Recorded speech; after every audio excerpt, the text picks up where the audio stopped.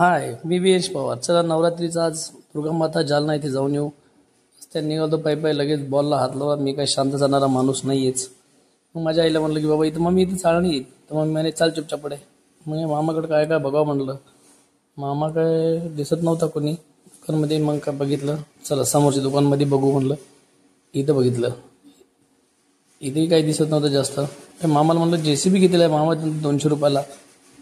मग मामा म्हणते जेसीबी पेक्षा पण तुम्ही हायवा घ्या एखादा, हायवा खूप चांगला आहे. मग हायवा कुठे तर वर बघितलं तर काय हायवाच हायवा मोठाच्या मोठा हायवा होता.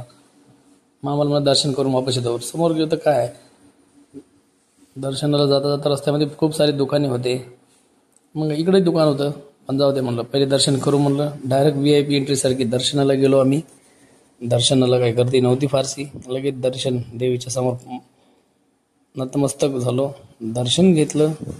लगेच बाहेर आलो. बाहेर तर काय झोकाचा विचार करत होतो, डोकं खाजवून बसू का म्हणून. फार मोठा होता, फार भीती वाटत होती. मग नको म्हटलं, चला आपलं चुपचाप. मग काय एक छोटासा ट्रक घ्यावा म्हटलं. आता शेवटी मामा का ट्रक काय भावामध्ये देत नव्हता. जाऊ दे म्हणलं, मामाला म्हणलं तुझा ट्रक तुलाच राहू दे म्हणलं. मग काय समोर गेलं तर काय मला साप दिसला आणि मग मी सर्पमित्र झालो.